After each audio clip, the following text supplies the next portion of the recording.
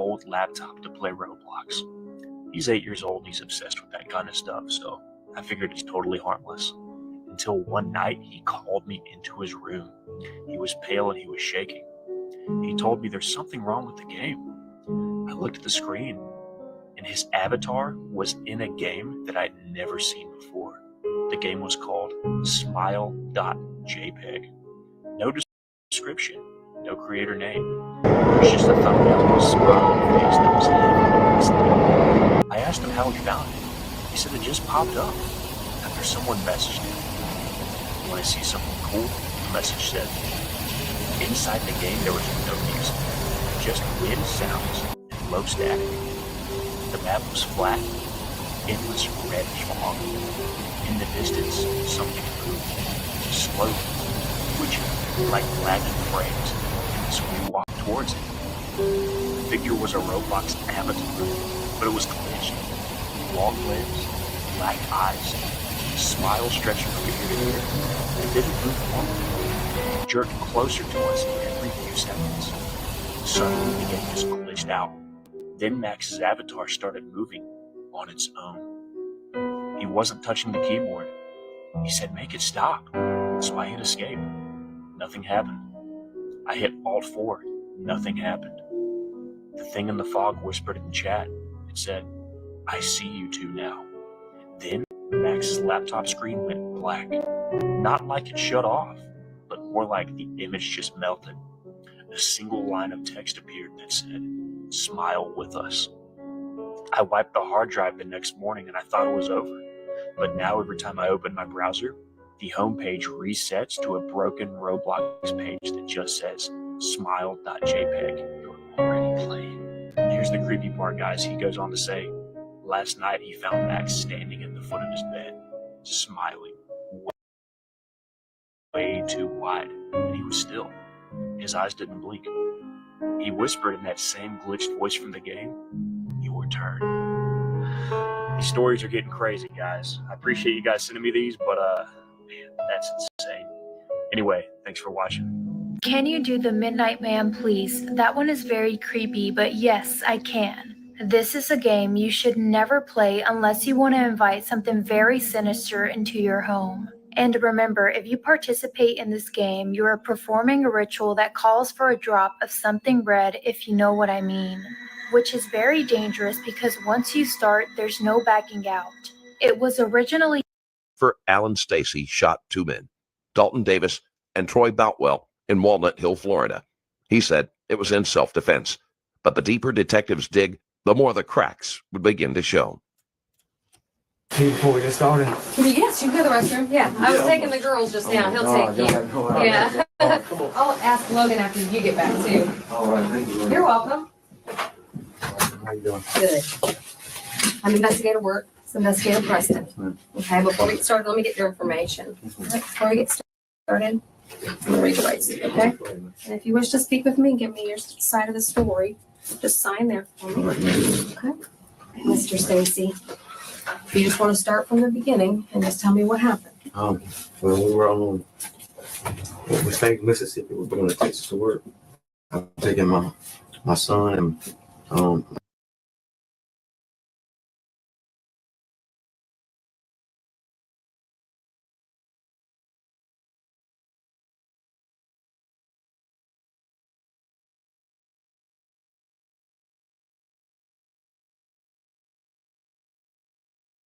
Sara Sarita is a creepy game from Mexico where you're supposed to summon the spirits of 2 girls who were murdered, and then you ask them yes or no questions.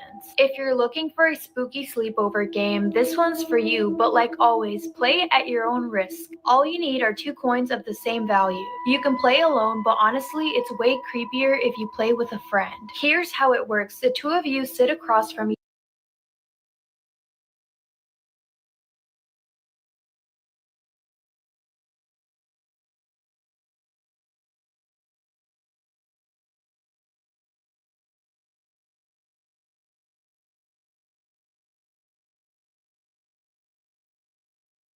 conductor había ido a la escuela. Sin embargo, el oficial no tenía intención de dejarla ir. Erika fue arrestada, y lo peor es que su hija estaba presenciando todo esto. Además, 2 mujeres negras que habían pedido a la policía que liberaran a Erika también fueron arrestadas. El incidente se hizo viral después de que el vídeo en el lugar fuera ampliamente compartido en las redes sociales. En respuesta, el jefe de la policía de la ciudad defendió públicamente al oficial, elogió sus acciones y negó las acusaciones de violencia policial. Erika demandó al oficial, pero no recibió respuesta alguna por parte de las autoridades. Essas fotos Polaroid que registram o crime foram encontradas em um estacionamento na Flórida em 1989. E até hoje não existe confirmação de quem é essa garota, mas existem algumas teorias. Esse caso ainda não foi resolvido, é um grande mistério, é muito bizarro e eu vou te contar o porquê. Em julho de 1989, essa foto de uma mulher e um menino amordaçados e amarrados foi encontrada em um estacionamento de uma loja de conveniência em Port St. Joe, na Flórida. Logo, essa imagem foi televisionada para ver se descobriam quem eram essas pessoas na foto e se de fato tinha algum crime que envolvesse esses polaroids. Essa foto aqui também foi encontrada junto com a outra do homem que supostamente seria o abusador. Como não dá para ver muito bem o rosto dessa garota, não se sabe ao certo se é a mesma da outra foto, mas acredita-se que sim. Essas fotos estavam sendo divulgadas na mídia até que chegaram em Pat Doyle, uma mãe que estava com a filha desaparecida. Ela viu as imagens e disse que se tratava da filha dela, Tara Calico, que havia desaparecido um ano antes. Ela disse que era a filha dela, que ela só tinha envelhecido um pouco mais e que estava sem maquiagem. E também falou que nas fotos parecia que tinha uma cicatriz na perna da mulher, igual a da filha dela. O FBI fez diversas análises para confirmar isso, mas tudo foi... I used to smoke a joint with one of my friends every evening. I was trying to get back with my ex-girlfriend, and I was over in her house, and he rang me, said, "Not tonight, John, I'll see you in the morning." So the next morning, I got a call at about 6 from my friend Derek. "Are you all right?" I said, "Yeah." Well, he said, "I thought you were one of 2 lads after getting shot dead out in a certain specific place in Dublin." Mm-hmm. I said, "No, I'll ring him now." So I put my phone down. John rang me, and it was his missus. And he said, "No, John is dead." So basically what happened, the gunman came in, blew his head off in front of her. The 3 kids were in the house as well. Now, what transpired was it was a setup. And why he was shot or anything to do with me. It was he was a heroin dealer. It was to do with his dark life. Whereas I would have been collateral damage. Right. So the next thing, Emily rings me, the girl, my girlfriend at the time, she said, "Listen, there's detectives here, obviously wanting to speak to you." Went and I spoke to them. I said, "I know nothing about this." So I was around guys who were up to no good, but I felt I still knew better.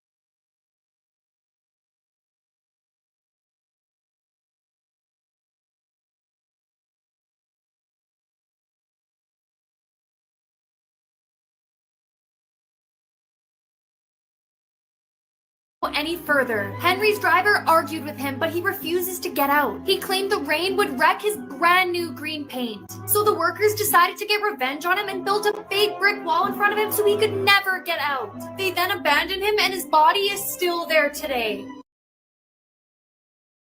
This is why you should be scared of that one person you're talking to online that you're about to meet in real life. Blanca Arellano, a 51-year-old Mexican woman, was looking for love. She met a Peruvian man named Juan Villafuerte on an online gaming app. And on the last day of October, she traveled 3,000 miles to Lima, Peru to meet him. She thought that he could be the one. On November 7th, while in the beach city of Huacho, where Villafuerte lived, Blanca spoke to her niece on the phone and told her that the relationship was going well and that she was in love. Then she went silent. Her niece suspected something was wrong after not being able to get into contact with her. She called for help on Twitter and reached out to Juan Villafuerte, who said that Blanca got bored of him and left to find a plane ticket back to Mexico, as he could not provide the life she wanted. But the truth was much, much darker. On November 10th, Peruvian authorities found a severed finger on the beach of Huacho. Then in the following days, they found a faceless head, and then an arm, and then a torso with no organs inside of it. They eventually identified Blanca Arellano via her family by the ring on her finger. Juan Villafuerte was arrested on charges of human organs trafficking. Authorities found traces of blood all over his apartment, and he reportedly posted TikTok videos of human organs days after Blanca's disappearance. This is a true horrifying story, part 25. Warning, this is not a joke. The information that's going to be shared is dangerous and life-threatening. Do not, under any circumstance, commit the actions that will be narrated. This is the world's most dangerous book ever, Shams al-Ma'arif. This book was written by Ahmad al-Buni in the 17th century. But technically, the author of this book is not a human being. I never did and will never read this book. And this is your second warning. Do not read this book. Ahmad al-Buni practiced black magic, and he was in contact with the most powerful jinns and demons before he passed away. The jinns were the authors of this book. The elder generations, like our moms and dads, have heard about this book, and they were warned by it. There are thousands of horrifying stories of people who read this book. Shams al-Ma'arif explains everything about black magic, how to get in touch with the world of jinns, how to marry a jinn, and the sacrifices you have to do for the devil, and much more. Unfortunately, this book can be easily found online. One day, a Saudi Arabian man that read hundreds of books for a living decided to read this book specifically out of interest and love for all books, without fearing the consequences behind it. He reached the chapter that teaches readers how to get married to a female jinn. He laughed about it. He tried the ritual to experiment it. The first night after finishing the whole book and completing the marriage ritual, he felt someone breathing next to his face. And on the second night, he felt a hand touching his feet. And on the third night, he heard her voice. The man was officially locked in a marriage with a demon. 5 years go by. He met a normal, beautiful woman that he fell in love with, and they both decided to get married a week before the wedding day. The bride, the bride's parents, and the groom's parents all pass and die in 3 different car crashes. These are the consequences behind this book. And it's also known from many stories of people that have died from reading the first few pages. If you don't finish reading the book, you will get killed. All my stories, all of them, are true incidents that happened one time only. But this book is a product that is permanently available online. I beg you, do not go anywhere near Shams al-Ma'arif. This video is to educate you on the dangers behind this book. Do not go anywhere close to the world of jinns.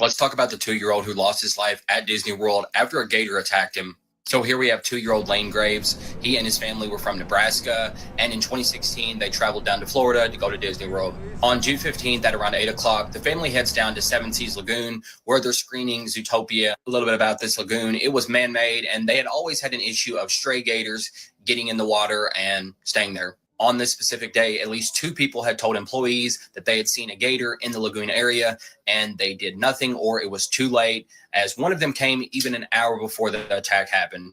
So Lane is on the beach playing around, building sandcastles and such in just inches of water, and when he bends down to get more, a gator comes rushing up out of the water and grabs him by his head. Lane's dad sees it happen, and he rushes over, trying to pry Lane's head out of the gator's jaws. Unfortunately, he can't get Lane free, and the gator drags him further out into deeper water. Witnesses say that they saw the gator 20 miles from shore with the boy's feet sticking out from the water.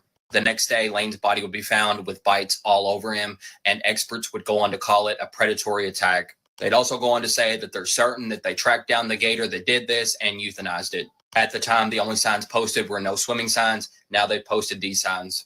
Lane's family chose not to sue, and in 2021, 5 years after the attack, in that time, 250 gators had been removed from Disney properties. Here's some interesting things that I don't think you've heard before. This is a graphic that shows the proportion of words spoken by male versus female characters in Best Picture Oscar winners. And you can see in the pink color, that's women speaking compared to the green color, which is men speaking. I don't know about this one, but apparently a guy made a Tinder profile writing that he had a criminal record for abusing women and then got 800 matches in 48 hours. Oh boy. The hand in this Titanic scene was not actually Kate Winslet's, it was James Cameron's, because he wanted the hand to look exactly a specific way. In 1945, the adult literacy rate in South Korea was about 22%. And then by the 1980s, the literacy rate went up to 93%. So this man was bird watching in Central Park when a woman comes up with her dog off her leash and then accuses him of attacking her. He caught that moment on camera, and the viralness of this video allowed him to create his own bird watching show. And the show won an Emmy. We don't know who voices Bluey and Bingo. They are real child voice actors, but they've been kept secret from everybody in the world. 2025 just got even crazier. Part 49.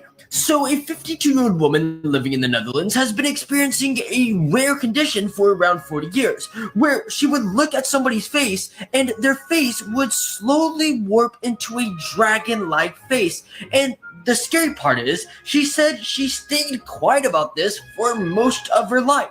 Until everything became exhausting after people's faces were literally changing into dragons all the time. But apparently she did receive treatment and the hallucinations have nearly disappeared. Next, I'm sure we all know that in Nepal, Gen Z came together to protest the government's ban on social media they had in place and caused the prime minister to flee and resign. And Gen Z then held a whole election on Discord and elected the first female prime minister of Nepal, and she was elected on Discord.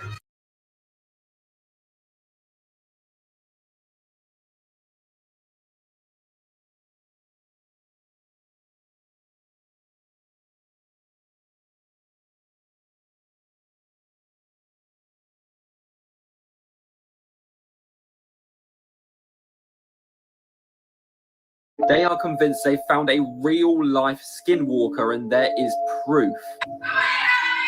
Yo, what the?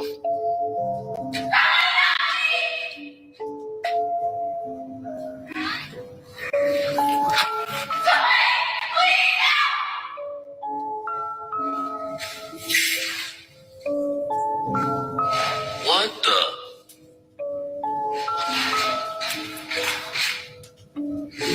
Bro.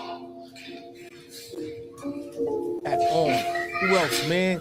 There's nobody here. Skinwalkers are known to apparently mimic people's words. About you, and it's no one else like you is what they're getting. Positive vibes only. Shout out to King Saul's boss and the build about you, and it's no one else. Here's why Michael Jackson is actually still alive. Michael Jackson was reported dead on June 25th, 2009. But in 2018, Drake made a song with him called Don't Matter to Me. Although it was released in 2018, the song was actually recorded in 1983. The problem is, Drake wasn't even alive till 1986. MJ was also spotted in the back of his daughter's van in 2016. You can clearly see it's him in this photo. You can also see him exiting the ambulance that his dead body was supposed to be in when they arrived at the hospital. If you look closely, you can see somebody is helping a man exit the ambulance. And there's been multiple photos of MJ leaked this year of him wearing a mask. Comment if you think he's still alive.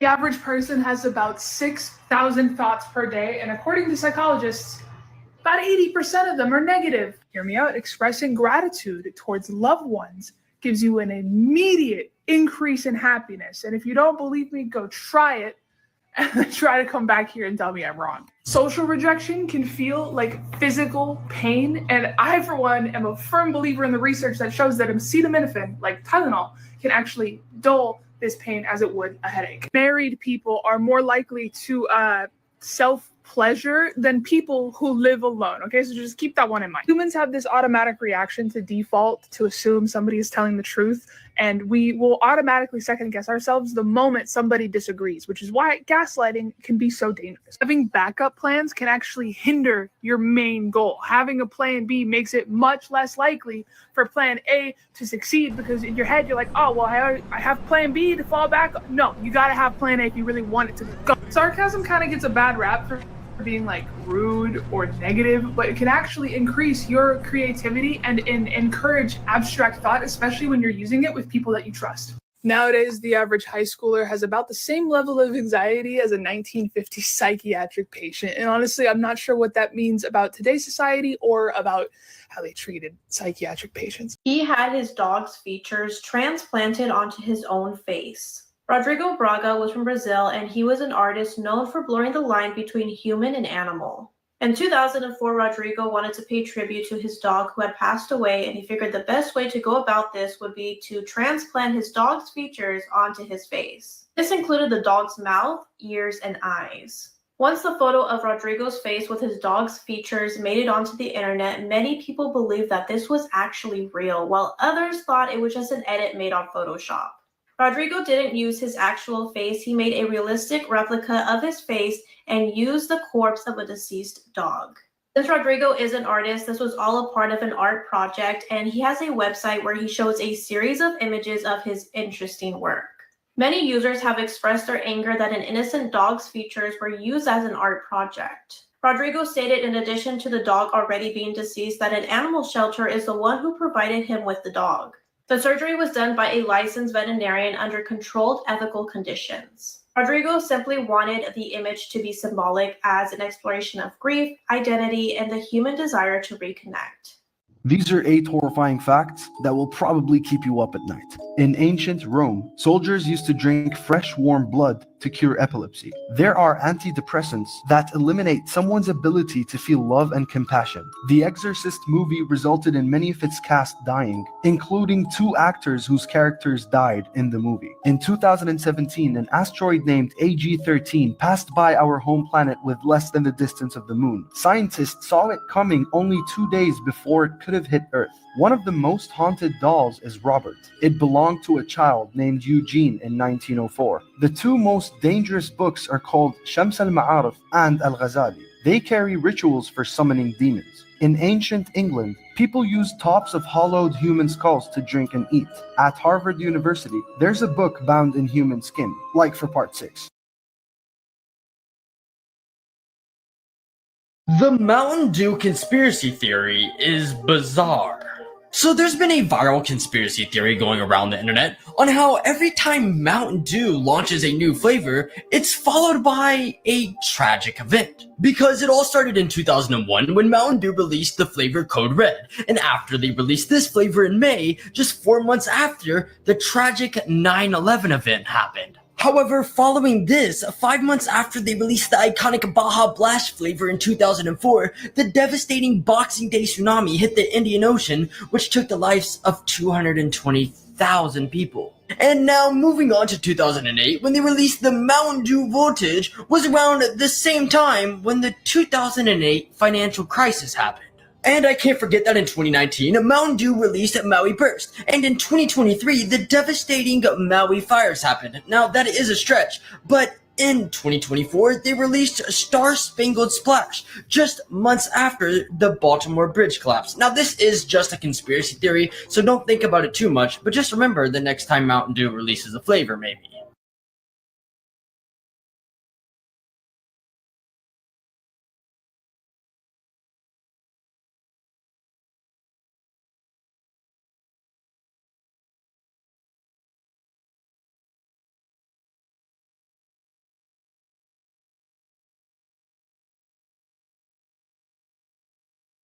Shout out to Sauce, the boss, of course, You're 100% man. Who's in the right. The building, 12 Guardians man? of the Dark Tower Shout out to are Sauce, 10 the times boss. stronger than Pennywise, and it's not even close. The reference that Dark Tower is what holds up all of reality in Stephen King's universe. And without this Dark Tower, all reality will collapse. That's exactly where the 12 Guardians come in. They're the ones protecting each side of the beam to make sure nothing goes wrong and the tower is never broken. Comprised of Materna, massive cyborg bear, absolutely jacked elephant, disgustingly scary wolf, an eagle, a massive lion, dog, horse, scary-ass rat, fish, finally a bat, and a rabbit. Look, I gotta be honest, there's also someone even more devious than those 12 guardians themselves. And that would be the Crimson King. Sole goal is to topple the beams, destroying all of the creatures, and of course ensuing all types of destruction. Because as I said, once that beam falls and all the guardians are gone, all of reality crumbles. Just for reference, bro is so powerful he can reach across timelines. How does Pennywise fit in this? Pennywise snuck through the void, all to dash space, which is generalized as a small opening space in between the beams. Technically, since it's Stephen King's universe, they're all connected. Everyone technically comes from the same place. The lore just keeps getting crazier. Y'all won't believe what Disney is doing to Jamie Lee Curtis right now. We got Jamie Lee cannons before GTA 6. So in an attempt to market the new Freakier Friday movie, Disney has decided to get a little freakier with Jamie Lee Curtis. You see, recently Disney has been posting thirst traps of Jamie Lee Curtis on their social medias. And because of these thirst traps, people are learning two very big things about Jamie Lee Curtis that they did not know before. And the comments on these thirst traps are showing that everyone is loving it. I legitimately think that it might be the funniest comment section I've ever seen. This serial killer wax museum is something straight out of nightmares. So I was recently traveling throughout Italy, and while in Florence, Italy, I came across a serial killer wax museum. The place is literally called the Florence Serial Killer Museum. And if you visit this museum, you will see wax figures of some of the most horrible people that have ever walked the face of the earth. This includes the monster of Florence, Pietro Pacciani, famous, I guess, Italian serial killers who I had never heard of, and various other serial killers from throughout Europe. They even had a wax figure of James Holmes, the Dark Knight theater shooting. This whole experience was incredibly disturbing for me. I actually visited this location as a part of a documentary that I was filming, and I can honestly say that I have never seen anything quite like this. I also learned a lot of stories while there, like the story of this woman who actually killed 3 women in Italy and turned one of them, at least one of them, into bars of soap. They had an Ed Gein exhibit. And yeah, after doing some further research, this place is incredibly controversial in Italy. And yet when I visited, it was very busy. I cannot honestly say that I've ever seen something quite like this, but this is video proof that this place does exist, and it is in Florence, Italy. Talk about one of the scariest videos out on the internet. Today we're talking about the video where a bride was sadly shot on her wedding day. Here we have the beautiful bride, a 39-year-old Gladys Reichert, on September 26 of 1999. She's in her home in Ridgefield, New Jersey, and she's getting ready for her wedding day. She's hanging out with friends and family. You can see this video here being taken by the wedding photographer. He's getting married to James Preston Jr., and while all this was happening, he was over at a church in Queens, New York, waiting for his bride to arrive. And then the moment when disaster strikes, her ex-boyfriend, Augustine Garcia, walks in and shoots her 3 times.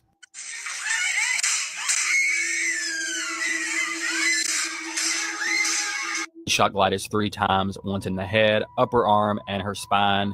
Her brother tackled Augustine and held him at gunpoint until the police came. So Augustine and Gladys had dated for like 7 years, and Gladys discovered that Augustine was cheating on her with her best friend, so she called it off. She broke up with him, and then he handled it awfully, as you can tell. Gladys moved on, and Augustine could not move on. He stalked Gladys for weeks and weeks, and pretty much had the mindset, if he couldn't have Gladys, no one could. I can't even imagine how awful it would be for her family, her friends, and also her soon-to-be husband, who's waiting in the church for his bride to get there and then find out that she's now been shot and is dead. Augustine was sentenced to life in prison with a chance of parole after 31 years and 4 months. Gladys was buried in her wedding dress, and I hope she's resting in peace because what happened to her is super scary. This pedophile couple in Germany sold their son to be abused by pedophiles. And let me tell you, this story is incredibly disturbing. The 2 people that formed this couple were known as Baron T and Christian L, and they lived in the town of Staufen in southwest Germany.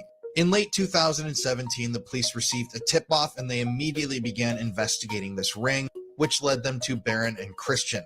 Now, German authorities always cover up the faces and identities of those who are accused and convicted for some reason, but I did manage to find real photos of them to help expose them and raise awareness. So Christian, the man in the couple, actually had 2 previous convictions for child-related crimes, one for possession of child pornography, and another for sexually abusing a 13-year-old girl. And eventually it was found out that Baron, the mother, actually allowed Christian to molest their child so that he wouldn't leave her, he wouldn't break up with her. But apparently somewhere along the way, Christian wasn't just happy with molesting his own children, he wanted to make some money off of it. And so the couple then not only started producing their own CSAM CP videos to be sold on the dark web featuring their kid, but they also started connecting with local and foreign pedophiles on the dark web and allowing them to rent their child for an evening. Yes, they literally sold their child to pedophiles to be molested. Now, you would imagine that for selling a child to pedophiles, the child that you're supposed to be watching over, and for molesting that child repeatedly over and over again, and also filming that molestation and posting it on the dark web for other pedophiles to enjoy, you would imagine that these people get lengthy prison sentences, right? Well, no. They both received about 12 years in prison for these crimes. Interestingly, Barron, the mother, actually received 12 about you, and it's no one else like you is what they're getting. Positive vibes only. He got 12 years. Shout out to King Saul's boss in the build. They hadn't just abused and sold their 9-year-old son. They also facilitated and participated in the abuse of a 3-year-old girl. The boss, so of course, man. Ask Who's me in the what building, I feel like man? is wrong with the world today. One of the biggest things that I see consistently is extremely low sentences for pedophiles like this. It just absolutely boils my blood that someone can get convicted and serve a much longer time in prison based on drug charges, a longer sentence for possessing a controlled substance than for molesting a kid repeatedly, filming it, and selling that kid to other pedophiles to molest. Make this make sense, please. If you want to follow me on my journey to expose predators like this, please consider checking out my show, The Conspiracy Files. You can find it on YT or on any podcasting platform.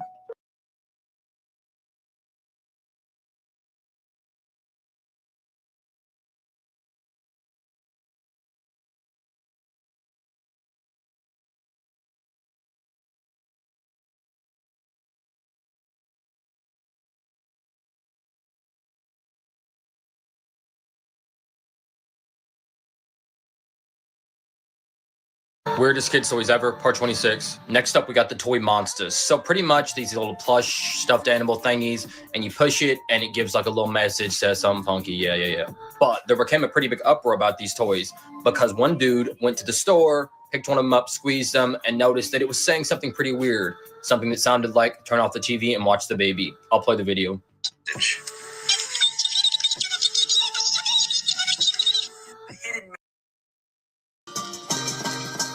Talking about. And what you're looking at here is the greatest gift the Hmong people have given us, other than Sunni Lee. This is the Hmong dog, or the Hmong bobtail dog, or as I call him, the meow wolf. Because if the question is cat or dog and you can't commit, a puppy cat might be in your future. The pride of the Hmong people of Southeast Asia was forged in the mountains of Vietnam, likely while the Hmong pieced out of China for reasons. Some say this dog was a result of Chinese bobtails getting nasty with Vietnam jackals, and the resulting Hmong dog was used for hunting and guarding. Now you might ask what this cat dog could possibly guard you from other than low dopamine. Well, they're a lot tougher than you think. They've been used by Vietnamese police as sniffing dogs, so if you try to bring some BS into their borders, you will have to see a professional snitch about it. Another thing is that their hunting history means they do not rock with cats, and yeah, that just sounds like a dog thing, but their prey drive means a cat can breathe, and a Hmong pup will take it personally. It'll go from cat to casualty real fast, and for a dog that looks feline in the face, that's probably why they're on site. They clock the fake, and one thing they don't tolerate is an imposter among us. But obviously, if you socialize them and know what you're getting into, they can be a great addition to your house. You might even get a Zui. Zui is a Hmong dog that went viral for it. Well, I mean, how could this rap be important? Really being held captive. Okay?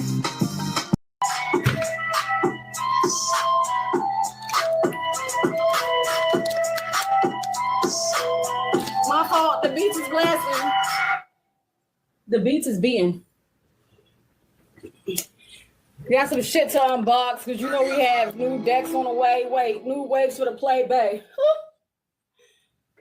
Tell them to go play with their mother. My life, son. Sauce the boss.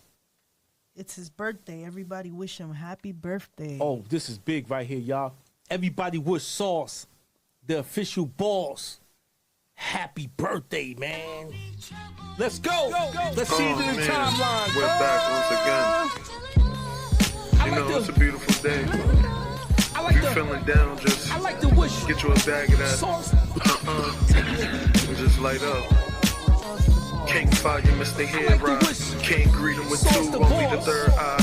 Killer Vision, PSER, in hospital. Let me on the track. Accidents and opera O's. Conscious, unconscious. Flow riding on my train. Denzel, Chris Pine, unstoppable. Albert Einstein. Imagination is more potent than knowledge. Therefore, I'm flying off the tracks. Extraterrestrial blunt, I got it on my lap. When I land, soul train line, hop on my dad. They fear what they don't understand. I forgive them cause they don't really know no better. Hope let them walk on water. I'm dancing in the middle of the Atlantic Ocean with a polo sweater. How bad do you want success? I was holding my breath unconsciously. The conscious me woke up and came up for air. I turned 1 through